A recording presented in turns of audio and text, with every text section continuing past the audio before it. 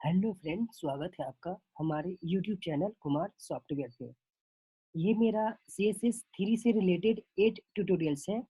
इस ट्यूटोरियल्स में हम लोग CSS आउटलाइन पढ़ने वाले हैं। तो आइए देखते हैं कि आउटलाइन क्या होता है। तो पिछले ट्यूटोरियल्स में मैंने आप लोग को बॉर्डर पढ़ाया था। तो बॉर्डर ये मेरा पिछले ट्यूटोरियल्स का प्रैक्टिकल है जिसमें मैंने आप लोग को बॉर्डर बताया था। ये मेरा बॉर्डर है। अब मेरा रिक्वायरमेंट क्या है कि ये जो मेरा बॉर्डर है, इस बॉर्डर के ऊपर मैं कुछ और कलर देना चाहता हूँ, ऐसे ही। ठीक है, मैं जो जो आपका ये बॉर्डर दिख रहा है ना, इसी टाइप का मैं बॉर्डर से ऊपर मैं कुछ और कलर देना चाहता हूँ, उसी को हम बोलते हैं आउटलाइन। आउटलाइन में क्या होता है कि आपका ये जो बॉर्डर है, बॉर्डर के जस्ट ऊपर आपका आप दूसरे कलर दे सकते हो, इसी को बोलते हैं आउटलाइन।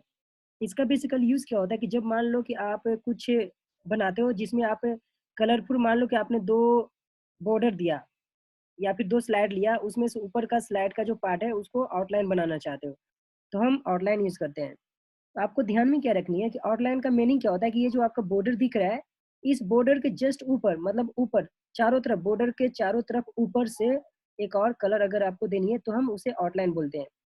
तो आइए देखते हैं कि आउटलाइन के क्या क्या टैब्स होते हैं।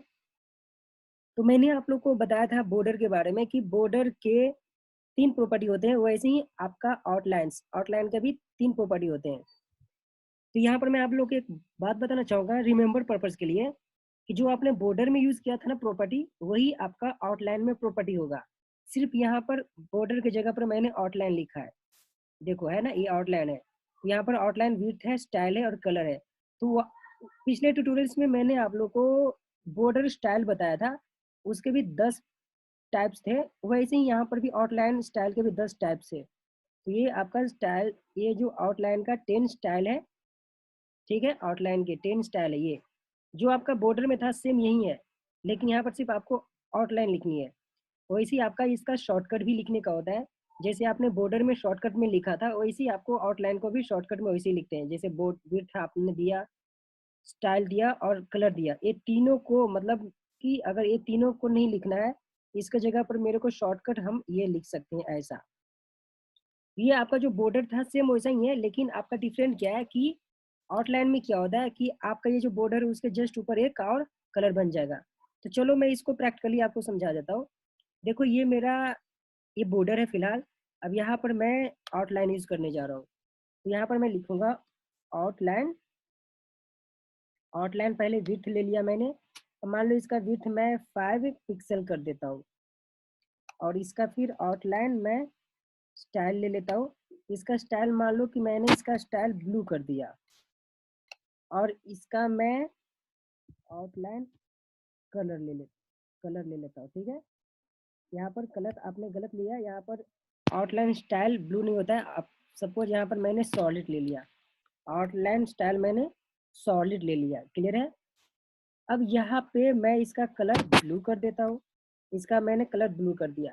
अब देखो जैसे ये मैंने यूज किया, ये मेरा क्या है, यहाँ से यहाँ तक का पार्ट जो मेरा है ये आपका आउटलाइन है, जिसमें मैंने विड्थ 5 पिक्सल दिया, स्टाइल मैंने सॉलिड दिया। यहाँ पर स्टाइल में आप जो मैंने 10 बताए, सॉलिड, डॉटेड, फिर डबल है, ये जितने भी मैं आप यहाँ पर यूज कर सकते हैं। तो देखो यहाँ पर क्या हो रहा है कि ये आपका जो बॉर्डर था, बॉर्डर के जस्ट ऊपर आपका एक और ऐसा आ चुका है। क्लियर है, ये था आपका आउटलाइन। अब यहाँ पर देखो इस आउटलाइन में मैं इसका पिक्सल बड़ा कर देता हूँ। मान लो इसका भी मैं 10 कर दिया। अब देखो ये 10 ऐसा दिख रहा है। अब मान लो कि इसका मैं ग्रू कर देता हूँ, तो इसका मैं ग्रू कर दिया। अब देखो ये ग्रू हो गया ऊपर का, है ना, ये आपका ग्रू हो चुका है। तो ये था आउटलाइन यूज करने का। तो आउटलाइन में क्या होता है कि ये बॉर्डर के जस्ट ऊपर आपको इसी टाइप का ऐसा दिखानी है, तो हम लोग आउटलाइन यूज करते हैं।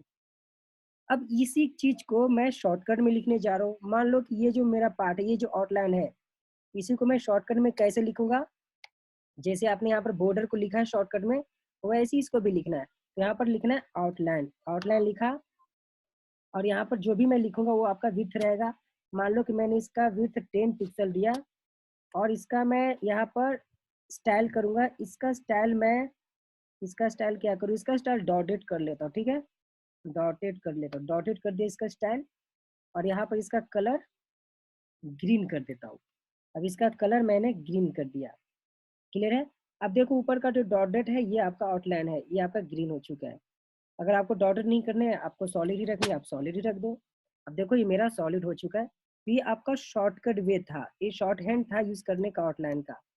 तो ये आपका आउटलाइन और बॉर्डर दोनों सेम ही जैसा है, सिर्फ डिफरेंट क्या है कि आपको बॉर्डर के जस्ट ऊपर, बॉर्डर से ऊपर चारों तरफ इस टाइप का अगर आपको चाहिए तो हम लोग आउटलाइन यूज करते हैं। आई होप कि आप लोग को समझ में आ चुका होगा कि आउटलाइन हम कैसे यूज करते हैं और इसका मीनिंग क्या हुआ।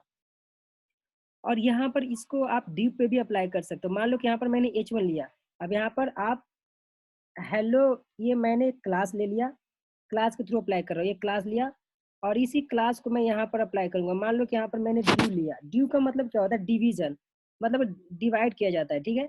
अब इस ड्यू को मैंने क्लोज भी कर दिया। अब इसी ड्यू के अंदर में, इस ड्यू के अंदर में क्या लिखना पड़ता है, यहाँ पर मेरे को क्लास लिखना पड़ता है। यहाँ पर मैं क्या लिखूंगा, क्लास मैंने लिखा इक्वल टू, और यहाँ पर क्लास का नेम क्या है, हेलो, तो यहाँ पर लिख दो हेलो।